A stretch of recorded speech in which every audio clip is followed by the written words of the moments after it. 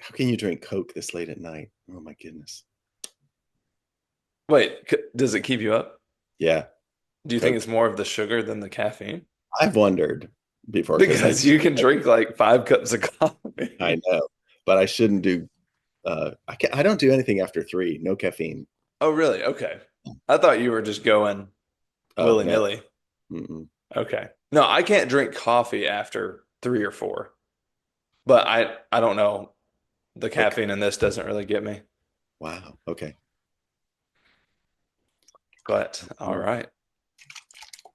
Water, water. Healthier than me. All right. Let's do this. Okay. All right. Hello, everybody.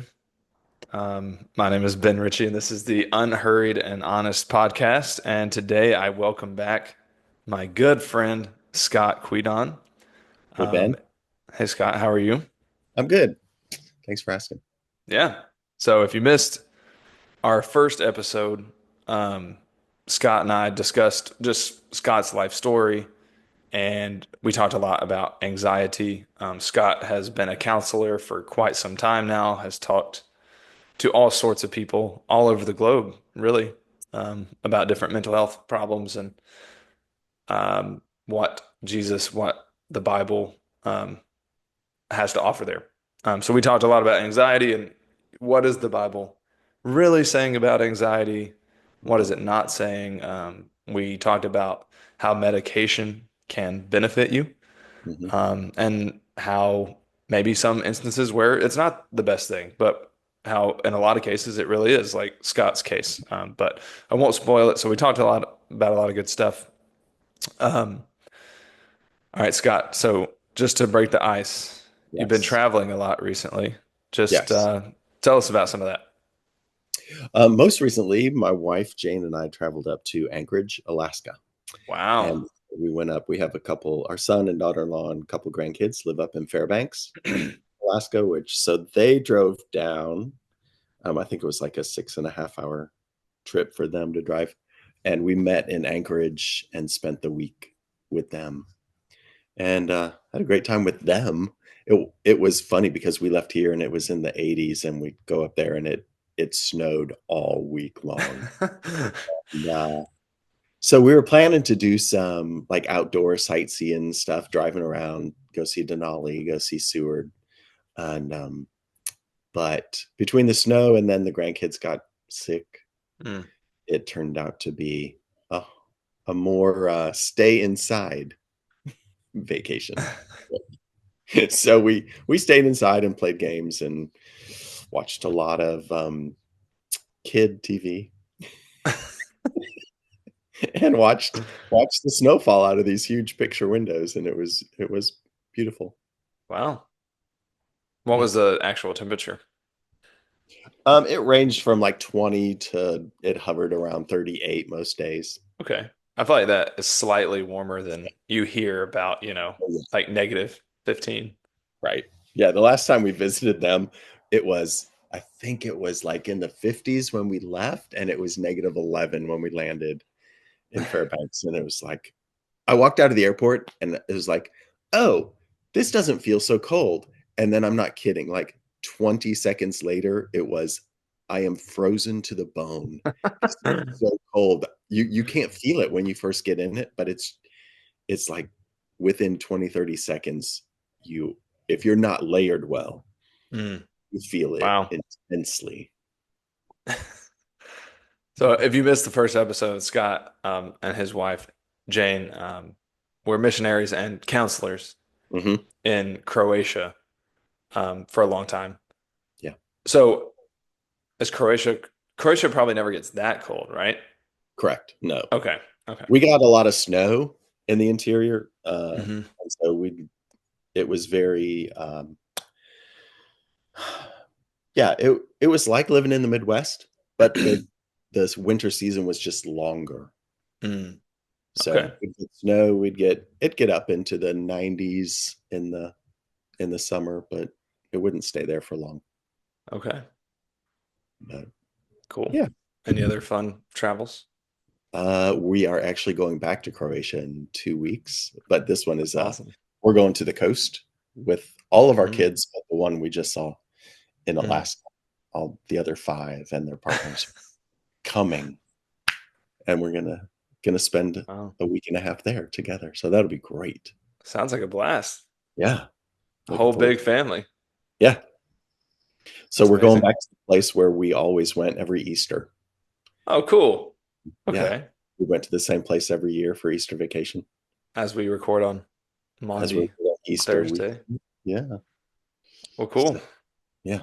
Well, all right. I guess we'll dive in. Okay. Um, since we both got some things we got to accomplish tonight.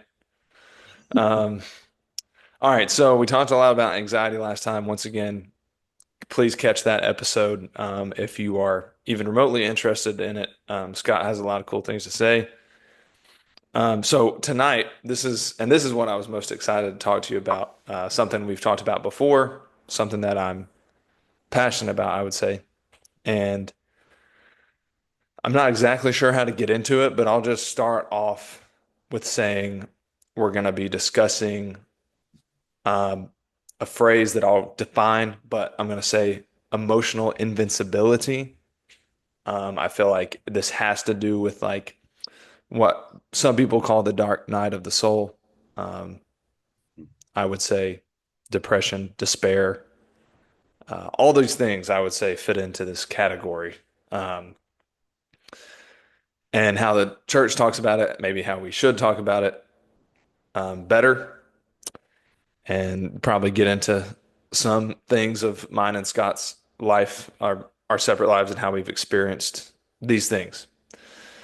So I'll go ahead and say, so the main thing I want to talk about is the idea of being of suffering, Mhm. of being depressed, of feeling a lot of despair, and contrast that with as as Christians, as humans, as Christians, we still feel those things, whether we want to or not. We still live in this world, and you can't get away from it. Um, so I'll start there, and I want to talk about something that I call emotional invincibility. And this is more of how I think emotional invincibility, what I'm talking about is either explicitly or not necessarily word for word, how a lot of churches that I've been a part of and experienced and pastors that I've heard preach, whom I love and are amazing people, maybe how in some ways we talk about suffering in a way that's not very helpful. So when I say emotional invincibility, it's not a positive light. I think it's a problematic way of talking about things. So I'll go ahead and say that and then get your thoughts on it. It's something obviously I've thought about for years and I've been wanting to talk about it. So I'm going to define emotional invincibility and I'm going to say that emotional invincibility is the teaching, is the idea that we will suffer in this life and there will be difficult moments, difficult times, but that we are not deeply affected, that we may be sad to a point, but that our faith and our certainty of God's goodness and faithfulness to us is not shaken. For example, um, like obviously we would never want this to happen, but let's say I was diagnosed with some crazy disease and it was just a matter of time. It was terminal. If I was really emotionally invincible, I would say, yeah, I'm sad that I'm not going to make it. But at the end of the day, all things considered, I'm actually not very sad because I'm going to be with Jesus and he's going to make all things new. And, there is a lot of hope in that. But I feel like sometimes we take it to the extreme where we are not honest about our pain. Mhm. Or what I'll say is sometimes things happen in life that maybe aren't even as severe externally as getting a crazy disease and only having a certain amount of time to live, but we are filled with this inner darkness and turmoil. Mhm. There's a really great sermon.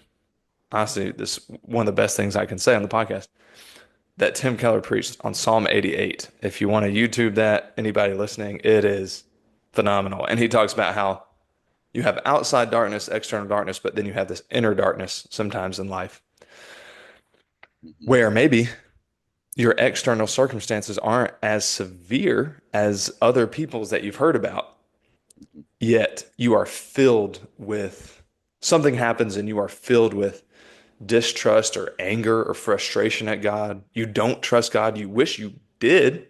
It's not like you don't want to, but something happens, your life takes a turn, and you're shocked at the way things are. And you're mad at God and you don't understand it. And you don't have joy in your pain. Mhm. You just have pain and you're mad about it and you don't understand it. Mhm. So that's when I say depression, despair. I have felt all those things intensely at different point, one specific point in my life, and not just for a day. Um, I'd say probably a year. Every Mhm. day, it was the main emotion that I felt. Yeah. So, anyways, I could talk more, but just catchphrases that we've heard before. Hey, in your darkest moments, God will be closer to you than ever, or that, yeah, we still have so much joy in the middle of all of our pain. And, I'm trying to think of other random little phrases that you hear like, hey, your joy should never change based off your circumstances. Mhm. Never. And so that's what I mean by emotional invincibility. We try to take the pain out of suffering. Mhm. We romanticize suffering in the church, maybe. Um, so, anyways, I've talked a lot, but Scott, I want to hear. I guess I'm someone who's felt pretty deep emotions of depression, despair, and I've Mhm. been to church every Sunday when I was there, and I didn't feel like I fit in. I felt like maybe I wasn't God's after all. Like maybe I wasn't actually a Christian after all, Mhm. even though I wanted to be because I wasn't feeling this natural God's nearness joy when I was suffering. It was actually like the reason I felt so bad was because I didn't feel God's nearness. Mhm. But I wanted to. I would pray and yell at God, scream at God in my car about, hey, I want to feel like you're working for good. I want to be able to tell people that I have joy in this season, Mhm. but I don't. And that's just where we are. So we'll talk a lot. Sorry for the long intro, but Scott, what do you think? Do you think that we generally teach that in church? Obviously, there's so many different types of churches. We go to non-denominational, Mhm. almost Baptist, kind of in some ways. Baptism views as Baptist, just setting the stage. Yeah. Probably churches that would call themselves Reformed in a lot of ways. Not that I feel the need to clarify that I'm super Reformed, if you know what I'm saying. But um, all right, so there's a long intro. Those are the type of churches we go to. So do you think, Scott, do you think we teach that in church? Do you think that is the Bible's way of dealing with our suffering, of saying you should just naturally feel God's nearness and grow immensely anytime something bad happens? Mhm. Do you have any stories or things you want to say about that? Just kind of open-ended. So I'll let you run with it.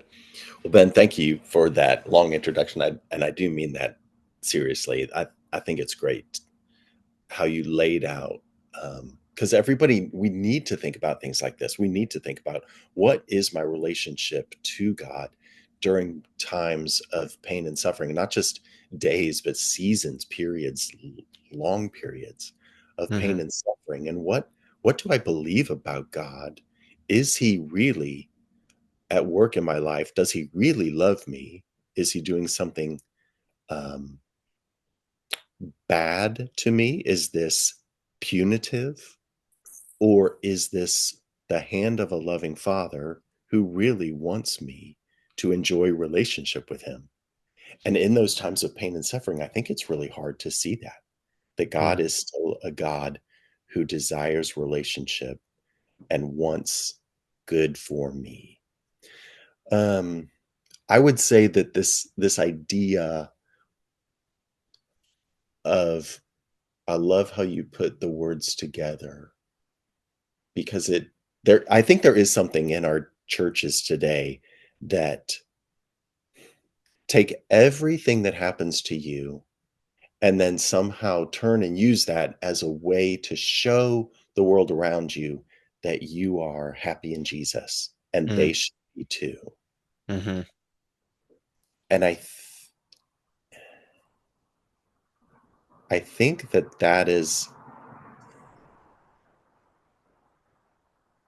I don't know how else to say it a little it comes up short for me hmm because not everything that God wants to do in my life is he doing it as a teaching moment for everyone else around me. Sometimes he just wants to have a moment with me hmm and he wants me to respond to him mm, as a loving father who has done something in my life.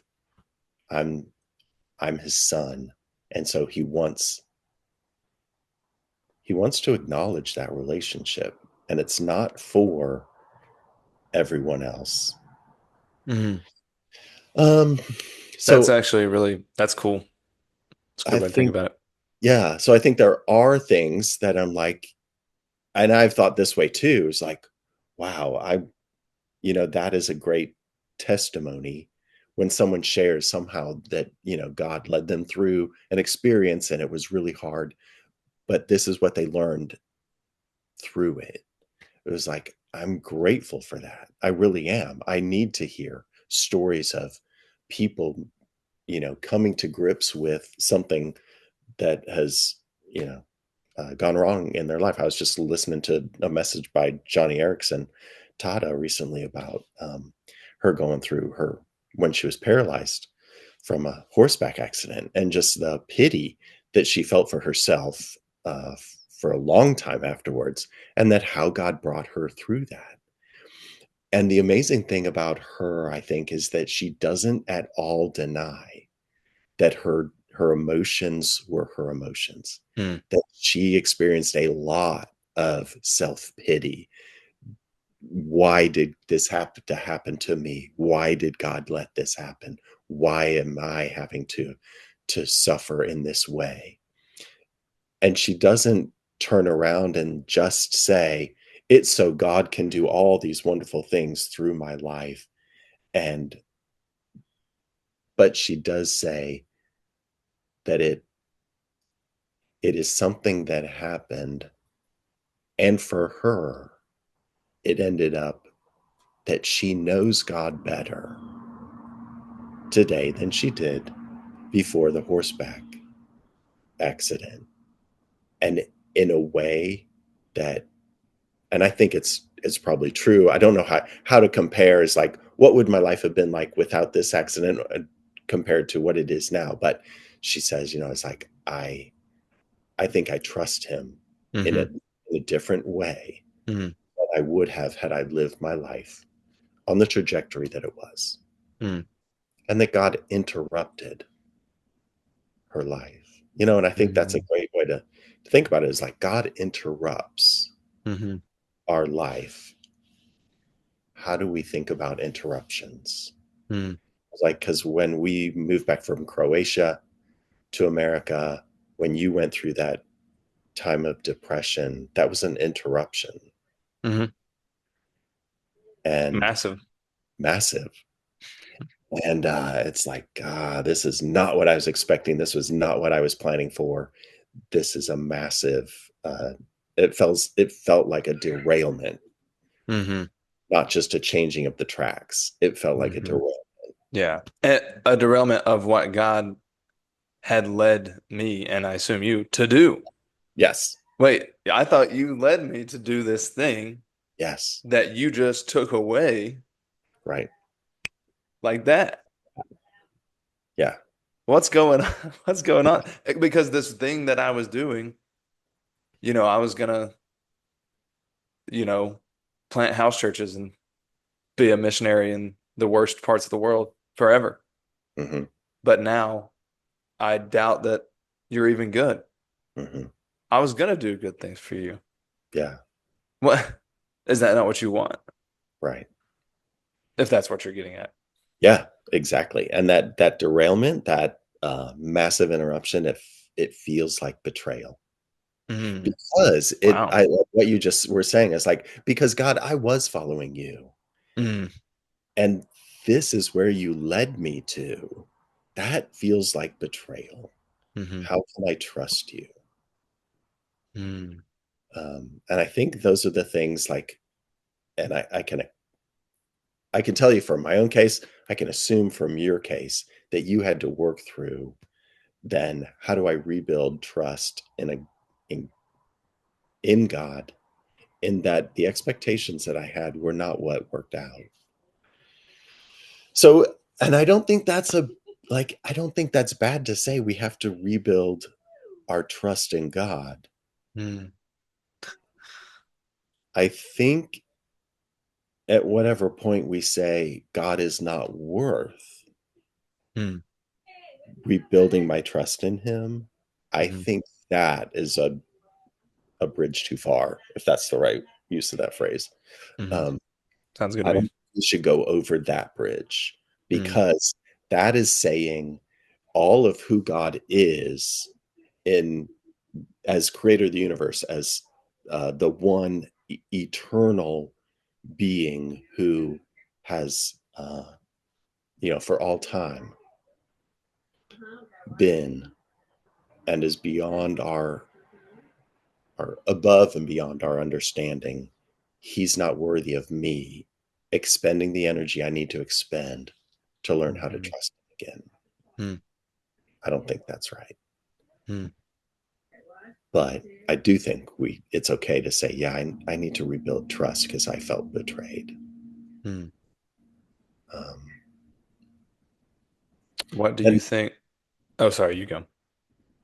I don't think that that is well preached in church often enough, that it's okay to have negative human emotion towards God. Hmm So that's all I Yeah. was going to say. Yeah, yeah, yeah. And I was just going to ask you, I mean, I agree with you of we probably have taken it too far, when we say God's not worth me figuring this out. Mhm. But I do want to say, what do you think? And this is something that I had to relearn. What do you think God's heart is? Okay, well, I'll back up. I feel like sometimes we talk about it, we preach about it in a way where it's like you don't want to say or do the wrong thing. Mhm. Like it's okay to be sad, but like if I don't know, like I feel like anytime I hear a sermon on Job, it's like never ask why, never, because God's not going to tell you. And I'm like, what? I mean, you can, Yes, like you it's can. okay, like I mean that doesn't just because you ask why it doesn't mean you're saying, God, I'm walking out on you if you don't show up and tell me why. But just, I don't know. Sorry. It's just like sometimes I'm like, why does God, I don't think God's really that concerned. I don't think his heart toward you is like, why did they ask why? So I guess what I'm trying to say is, what is God's heart towards someone who maybe they're really in a pit and they're saying, man, I don't feel like it's worth figuring this out. Yeah, I don't feel like God is worth it. I'm not saying they're right in that, but I feel like I don't know if I ever put those words on it, but I feel like I felt that depth of emotion before yeah, where it's yeah, like, I don't know if it is.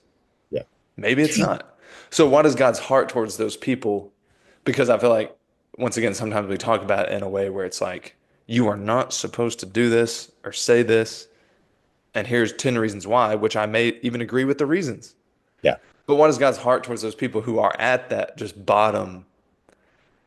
bottom of the barrel saying, I don't know if it is worth it? What's God's heart towards those people? yeah. That is a great question. Um, I don't know if this is his. Maybe we'll get to the answer through our ramblings. But like I often, I'm training myself to, when I have a question, to go back and say, did Jesus ever ask that question? Did Jesus ever Mm, speak specifically? to Nice. this. And like it just so happens this is so uh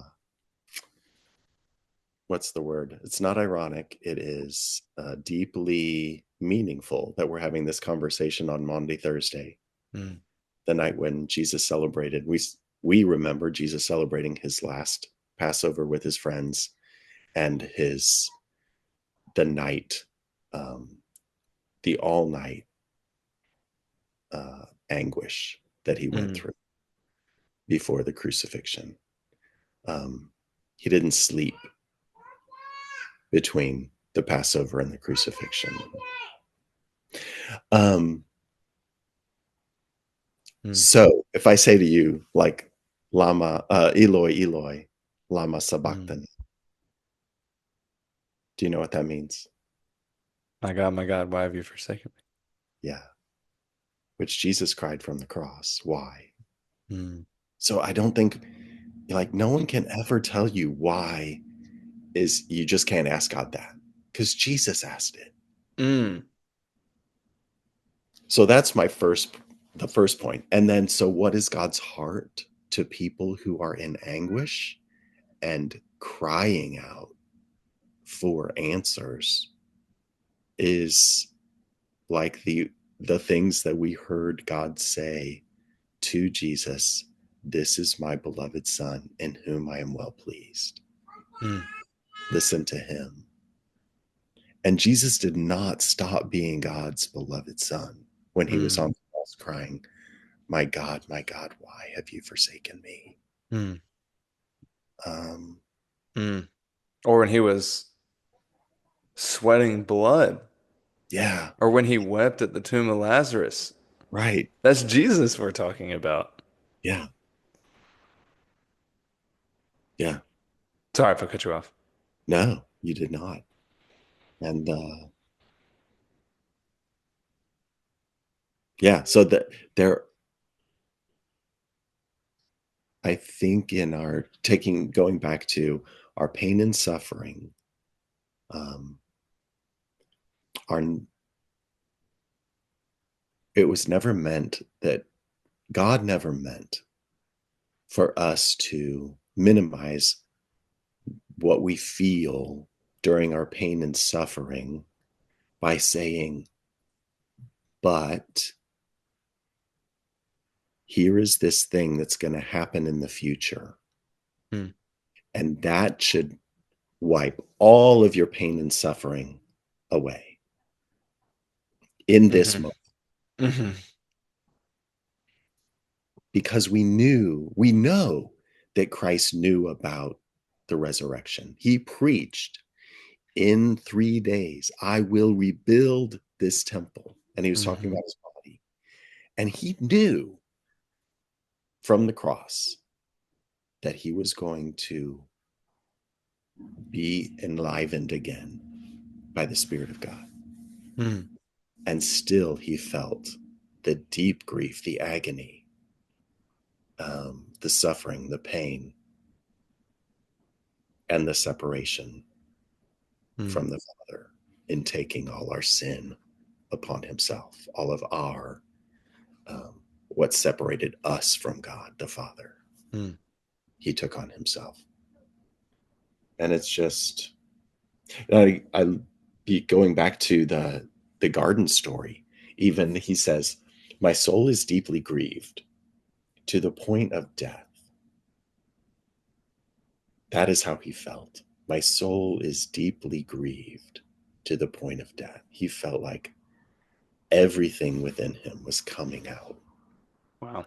He was dying. And then he says, but my Father, if it is possible, let this cup pass from me.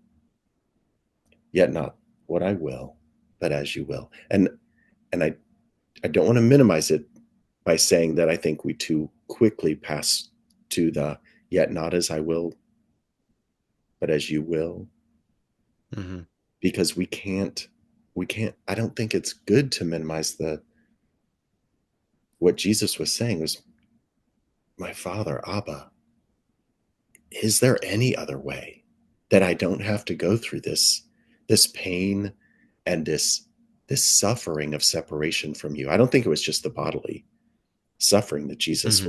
was talking about. It is the pain and suffering of being uh, what is de-united Mm, uh, to being stricken from God's presence. mm, And that was ultimate pain, mm, suffering. And yet, and so but I'll go back to, but when I think about in my own life, in recent years, when I hear people talk about wanting to be like Jesus, and like we're all different types of personalities, we have all different skill levels, we have all different ways in which we express our masculinity, our femininity, that may not be um, like it. We're not all the same, but it mhm. says, how can we be like Jesus? How can we all be like Jesus?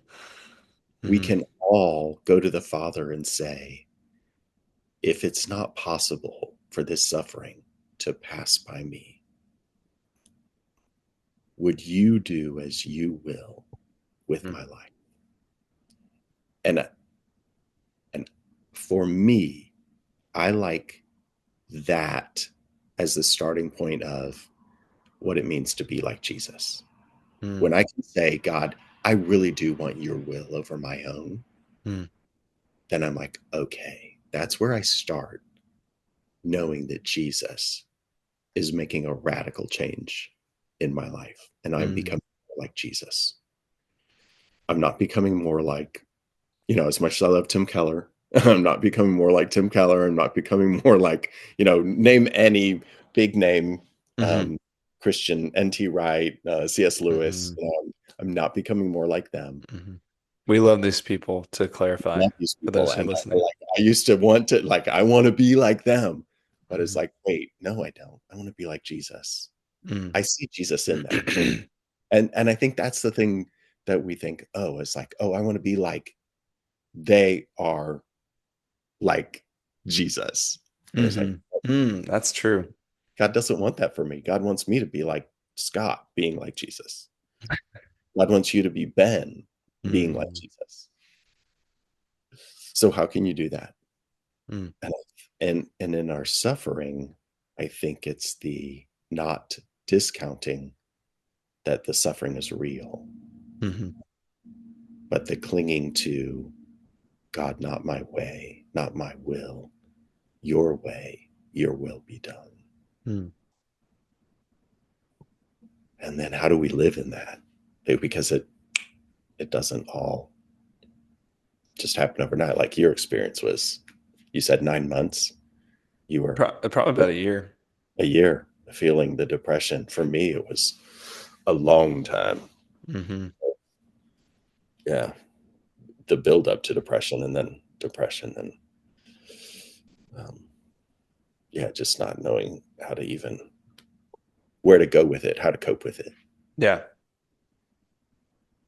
And I do think, you know, I feel like there's a few things to say, but like I do think as a Christian, like I want to clarify, like, I do feel like we do have an incredible hope in suffering. Like Hmm. Jesus is going to come back and he's going to make all things new and he's going to Yeah, wipe away every tear. And I believe all that. yeah, But that I don't think it's meant to be a way to get out of actually hurting. right, right. Um, and yeah, I guess I feel like my heart towards this whole thing is like trying to assure those who, like we've talked about, and we may not have time tonight, but we've talked about the hymn, it is well, Mhm, which I think, and there's a lot of beauty in that hymn, but it's this idea of the emotional invincibility mhm. of Yeah, like, no matter what happens, no matter how bad, right. it is well, Yeah. the end. And so I'm just talking, I feel like I'm mainly trying to talk to these people who are like me, and I don't even claim that this is everybody's experience, but maybe you're in church on Sunday and like it's not well, and you're singing it as well, and you're like, I can't even sing. I can't Mhm. even say it because Mm. I'm lying. Yeah. Because actually, my main problem is that the relationship with God that I had is in many ways changing and has changed and has been severed. And I don't feel his nearness. I don't feel his presence. I'm not doing Yeah. what I thought he was leading me to do. I'm not who I thought he had made me to be. Um, I'm sorry. Can you hear the dog whimpering in the background? No. Okay. You're sure? Yeah. Okay. I was about to say because I didn't know right, you had a dog. we got one a couple months ago. Okay. Anyways, okay. She was going crazy, but if you can't hear Oh, it, that's okay. not at all. Uh, I may not even edit that out. I don't know. But I guess my heart is towards these people who are really struggling because Yeah. yeah, I mean, I want, unhurried, honest. I want to be honest. I want to be vulnerable. Was at the end of my college experience. I'm not going to go into any detail. I don't think it's helpful, but thought my life was going to look a very certain way. And within a week or so of super intense anxiety, no sleep, so many questions, my Mhm. life looked completely different. And I went from thinking, I'm going to do all the greatest things ever for God Mhm. and be happy about it Mhm. to I don't even feel like I can pray because I during that week when everything was falling apart, I was praying for a long time. I was praying ceaselessly, Yeah. God help me. Like what in the world is happening? Yeah. And it didn't feel like he did. And he didn't really. I mean, he didn't. In the end, he was helping me, but he didn't help me in the way that I prayed for. And I Mhm. thought it was a pretty righteous prayer because I was like, look, I'm trying to be a missionary for you, Mhm. and it sounds so self-righteous now, but in the moment you don't see it. But Mhm. life fell apart. My life completely changed. I had no idea who I was. I had no idea who God was. I had Mhm. no idea what my life was going to look like. Mhm. I was just so utterly stunned and confused at how my life went. And so to be vulnerable, to be honest, yeah, I know. And I know people have gone through crazier things than what I went through, but I was so depressed Mhm. and I didn't want to be. And I wasn't just depressed that my life looked different Mhm. or that I wasn't about to get married or I wasn't going to move overseas. It wasn't just those things. It was the sense of God's absence. Yeah. And of because I had felt like I was really excelling in some ways at following Jesus. Once again, I'm kind of using that Mhm. almost as an ironic phrase because I know that's not really how it goes, but that's how I felt. Felt like I was really doing well. I was thriving at the college ministry, you know, going to be a missionary, all these things. And then all of a sudden I didn't know who God was. And yeah, I lost my sense of purpose. I'll say that. And I was so depressed. I mean, I was suicidal Mhm. for that year. Um, and that's what I was really trying to get at with this whole thing. And not just like I thought about it once or twice, but it was like Mhm. yeah, just to be vulnerable. Like it was a very predominant thought on my mind. It was a thought that occurred a lot every day for most of that year. Never, thankfully, never like really, really seriously. Mhm. But I would say there was a time in my life for, I don't know if majority of that year, but for a lot of that year where I had kind of just resigned to the fact that suicide was in the future Mhm. because I couldn't get out of how I felt. Yeah. And no one, no one wants to feel that way. I Right. wanted more than anything to have joy in God. Right. I wanted it so bad. I mean, I was in church every Sunday. I was in small groups. I mean, I was trying and it Mhm. just wasn't happening. It wasn't happening.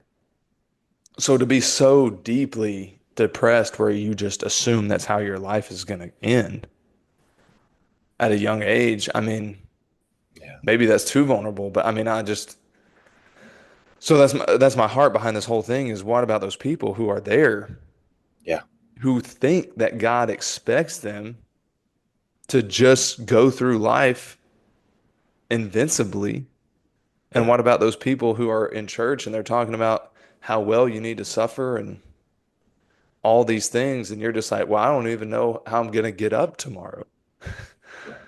And like, so I want to talk to those people if you're listening and just say your whole life purpose is not about how you respond to suffering.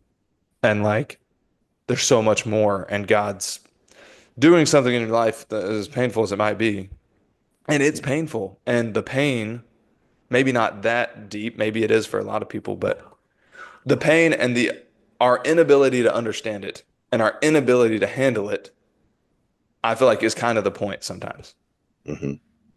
Like I can't understand why this happened, and I cannot figure out how to make myself feel good about it. Yeah. And I'm mad and I'm sad and I'm yelling at God in my car. I'm screaming at God. I'm utterly confused Yeah. at what he's doing. And I thought he was doing this, and I thought it was really glorifying for him and good for me. And then something totally different is happening, and I don't understand how it's bringing him glory, and I don't understand how it's good for me. Hmm. And I feel like our inability to understand it is kind of the point of God. Like, we'll get into it more, but the old hymn, I asked the Lord that I might grow. Like, he has to humble us and he has to take certain things away, as bad as it may be, as Yeah. literally so bad that it may be. Yeah. Sometimes that's the only way to get our attention in the way that we need it to be. And Yeah. it's so severe in the moment, we may not see it. And God's heart, we're talking about God's heart. Yeah. His heart to you, if you've been in that place for months or years, he still loves you. Yeah. He's not mad that you're not handling it better. He's not mad at the way that you feel, No. but he's disciplining you lovingly. And it's the normal experience for life to just suck sometimes, Yeah. and not suck where like this bad thing happens, but I'm good. Yeah. Like I'd say it's the normal Christian experience to go through an intense pain, to go through an intense period of life sucking and questioning God and wondering what in the world is happening. And I'm mad about it. I'm not handling it well. Yeah. And that's why we need Jesus, because we're not our own savior. Yeah. Like he handled it better in the garden than we handled it. So, anyways, I feel like I'm rambling, Good ramble. but I don't know. I mean, I feel like this is an open-ended podcast, and I just wanted to Yeah. go for it. So, I mean, Oh, that's my heart. I mean, like you talked about Jesus in the garden. I'm looking at my notes, like Elijah in the Old Testament, First hmm. Kings 18:19. He defeats all the false prophets, and then they try to kill him, Hmm. and he he asked God to take his life. Yeah. Yeah. After this literal mountaintop experience, the next thing he does is ask God to take his life. Yeah. And God doesn't respond and sends somebody to bring him food and sends an angel to bring him food again. And slowly but surely, they talk things through more so. Like, obviously, he's a prophet. We don't really get those conversations necessarily. Hmm. I just think there's a lot of stories in the Bible. Go read Psalm 88. Um, I just think there's a lot more there that we ignore. Hmm. And we like to talk about Job and how great Job's faith was. Hmm. But like after the second chapter, it's not that great. Like in the beginning, he says, God Yeah. gives and God takes away, blessed be his name. And we stop it there and we're like, we should all be like Job. It's like there's literally 39 more chapters of Right. Job Yeah. demanding that God show up before Oh, him, yes. cursing Proved. the day he was born. But we Yeah. don't even mention that. No.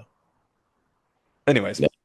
Our church, I don't think Jen will mind me telling you this because she tells people all the time, but our church back in Croatia, we used to sing, He gives and takes away, He gives and takes away, blessed be the name of the Lord all the time.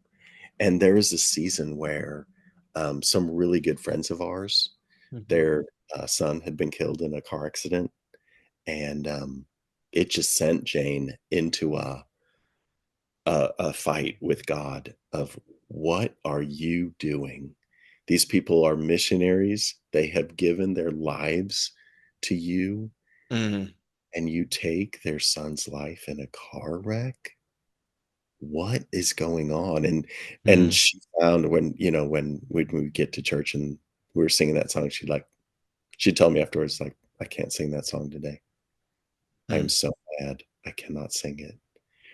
And it really did. It was, months and months of, uh, a struggle between her and God until she could, figure out what it was that he was doing and see how even in a situation like that, God could still be good.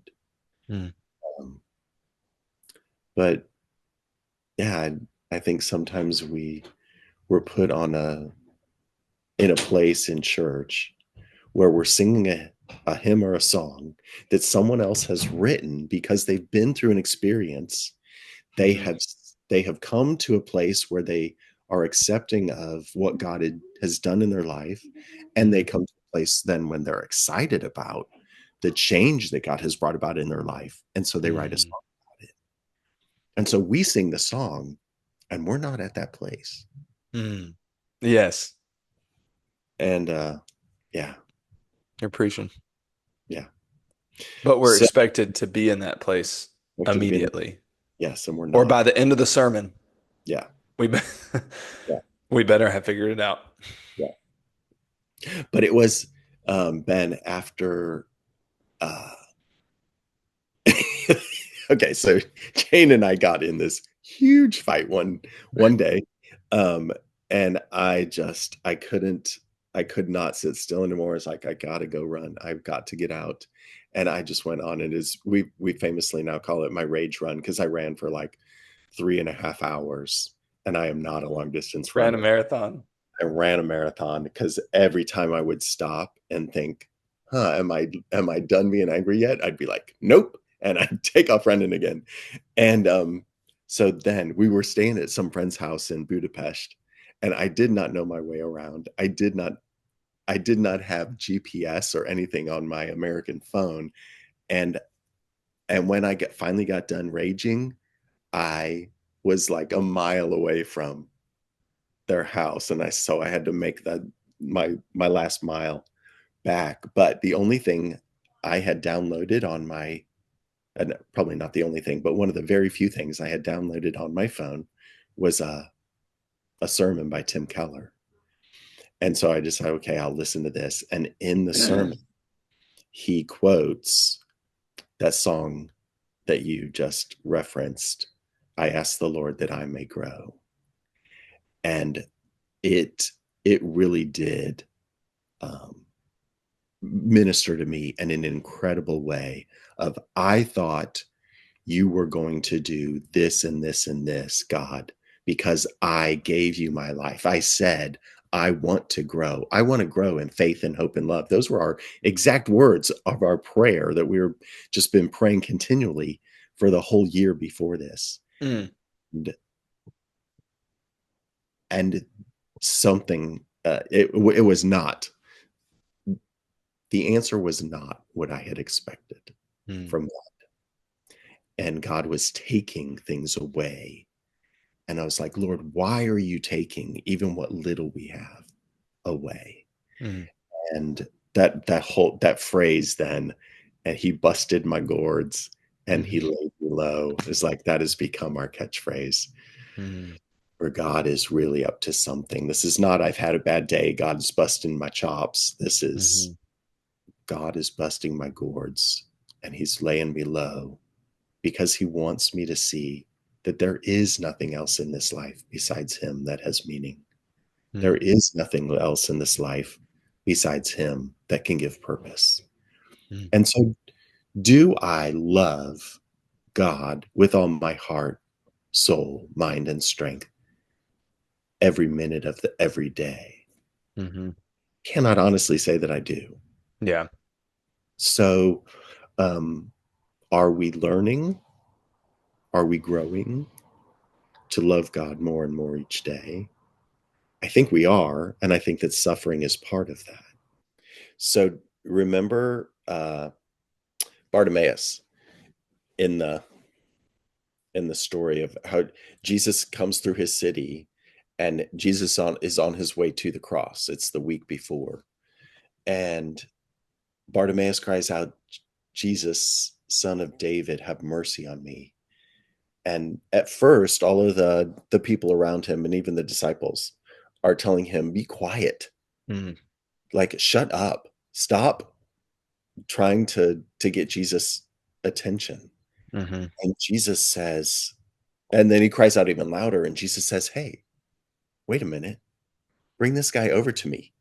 And the word that is used is the people turn to him and say, "Cheer up, he's calling for you. mm, Come over." Okay, so they use this word "cheer up."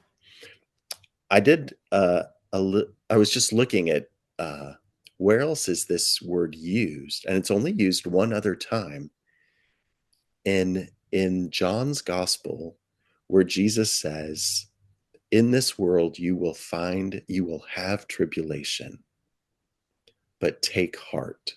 It is the same word. mm, Cheer up, take heart, for I have overcome the world. And I do think that the context is Bartimaeus is suffering. He is a blind beggar. He is so low on the in their system. hmm Um, and when we think about when we are suffering, we feel that low. We feel mm, like no one cares about us. mm, No one's looking out for us. hmm No one is stopping along the road to really talk and see. We feel unseen. We feel mm, unheard. Like I That's how I felt in depression. I hmm don't know how you felt, hmm but I felt very unseen, and I yeah. Um, but Jesus stops. Jesus listens, and then when he uses this word Jesus uses in John, when he says, take heart, because you will have tribulation in this world. He doesn't say, take heart, I'll make the tribulation go away. He doesn't even say, take heart, for you won't have to endure the world. He, he his take heart has nothing to do with the tribulation or the world.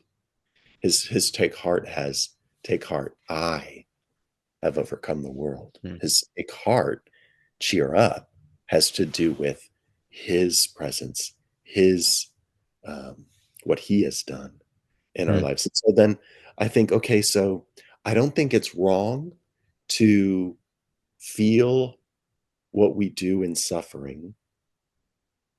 I don't I don't think that um, you can tell someone just cheer up, that's going to do anything. mm, I do think that the message that I needed to hear, you needed to hear, um, and that many people need to hear in when they're suffering and in depression or going through anxiety is Jesus knows what it's like to go through this, because in order to overcome the world, he had to walk through the world. mm, And it says we have a great high priest who has passed through the heavens. It wasn't that he did not know what we suffer. He knew exactly what we suffer. He knows exactly the temptations we go through. Um, he knows what it's like to be human, mm, and he's willing to attach himself to you by coming into your life, by being a part of you. And what do we do with that during our suffering? mm, Um, And it doesn't instantly take away our suffering, Hmm. but it does change us. I know, I know for me, it was long. It was more than a year, Hmm. but it slowly, Jesus changed me over that year. Hmm. Yeah. For me, it's like I felt so depressed for about a year, but I would say it was another year or two after before I could really put to words what I learned. Hmm. That makes sense. Like I just slowly and Hmm. surely started feeling better, and Hmm. slowly and surely had a little more trust in God and made some good friends, and that made a big difference when I started grad school. But um, yeah, so I love everything you said. Um, your screen is frozen sadly in the moment. Yeah, Oh no. Okay, we're there. back. We're back. Okay, sorry, might have been my internet. No, that's fine. Um, Okay. but yeah, it may not Thought. take it away. And I feel like something you've said more or less on this is, maybe your suffering's not about how well you handle it and how you can turn around and show everyone something about Jesus. But maybe in some way it's just about you and Jesus. Hmm. And God loves you just for you. Hmm. And he doesn't love you because of how well you suffer. And he doesn't love you about how great you can talk when you're suffering, Hmm. and how good of a face you can put on. That's something in that Tim Keller Psalm 88 is like, because Psalm 88, it goes from bad to worse. Hmm. You know it. There's nothing good. There's really nothing good. And he's like, why would this be in the Bible? And God's trying to say, I'm still your God Hmm. when you can't put on a good face.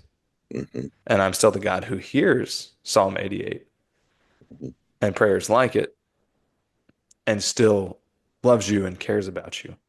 Yeah. And I'm not mad you're not putting on this great show of power for me. And I'm not mad you're not suffering well. I'm still here Yeah. and I want to hear your prayers. And that's something else I've heard is, you know, um, we talked about Job earlier. Initially strong faith. And then, Hmm. so Job is 42 chapters, I think. Am I right? Hmm. I'm not sure. I'm not sure. But it's like the next 30, whatever. He's cursing the day he was born. He's saying God's unjust. Hmm. But then at the end, and of course God shows up and Job repents and stuff. But and at the end, God tells Job's friends like, you need to. What does he make him apologize? I can't remember, but he's like, pretty much Job spoke well of me. Job spoke rightly, Rightly. and that's crazy. Yeah. But I feel like what I've heard pastors explain that is like Job didn't. Not everything he said was right, of course, but he took even the really intense stuff he said it to God. He didn't walk away, although he kind of wanted to. Yeah. And I just, as someone who's felt those intense emotions, and I know you have too, and I know it's probably way more common than we think sometimes, but I don't know. It's an encouragement of God wants, it's about this relationship. God wants you to take things to him, even if you're mad. I would say God probably just would rather hear about you being angry at him Yeah. Yeah. than you shutting down, walking away, taking things into your own hands. Um, Yeah. yeah, so God wants to hear it. And Job spoke rightly of God, even though Yeah. he said things that were wrong, he still took it to God. And Yeah. I feel like that's just a lot of what I want to get at in this podcast and also just say that it's normal. It's normal, I would say, to have prolonged seasons Yeah. of darkness and not just outer darkness, not just sickness or disease, but like, I mean, I feel like we're talking about Tim Keller a lot, but I can't remember. He would, tell these stories about these great preachers who would have like months or a year where they just were like utterly out of it. Hmm. and like maybe about to walk away from the faith. And it's not always this brilliant moment, but then God revealed himself to them in some way Yeah. and restored their faith. But the point of that is it's the normal Christian life to have a prolonged, somewhat season of darkness, of doubting God, of being angry at God, not understanding what God is doing. Yeah. I believe that. Yeah. Um, like William Cowper. I don't know if you know his story, but Hmm. yeah, he like wrote some of like the famous hymns. He was so John Newton, who wrote Amazing Grace. Hmm. We like a lot of people know John Newton. They were like best friends. Okay. But Cowper had crazy mental struggles. I mean, this was like so Yes, you can. long ago, but Yeah. he attempted, I think, suicide like a Yeah. lot. But he also wrote um, "God Moves in a Mysterious Way." Uh-huh. You heard that one? Maybe, maybe not. I would encourage people to look it up. Okay. And there's another one. He wrote this other one called "The Look," which isn't very well known. I just heard it in a sermon one time, and it's actually really cool. So he wrote these beautiful songs. Yeah. Um, but he was able to write I like God moves in a mysterious way.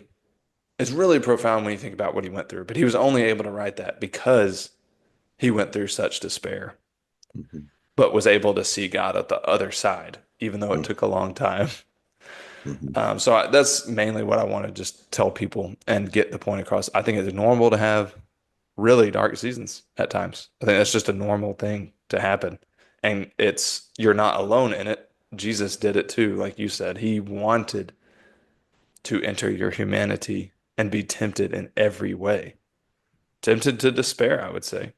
Yeah. Tempted to give up Yeah. on God. I mean, I don't know if that's heretical, but I feel like tempted to not trust the Father's goodness, maybe Yeah. because of what was happening to him. And he Right. felt that. So you're feeling what Jesus felt. Um, so yeah, that's about all I got. I would say definitely go look up the hymn God Moves in a Mysterious Way. If you're in a dark season, definitely go look up the hymn I asked the Lord that I might grow. If you're in a place where you're just like very confused at what God is doing in your life. And that I still like when I really think about the lyrics to that song, I don't know about you, I'm like I can't actually it's hard to believe someone wrote that because it's almost just so perfect. I think my internet might be messing up again. But anyways, that is all I got. Scott, do you have any closing thoughts? You're back. Okay. I was just writing you. Sorry, but um, Yeah.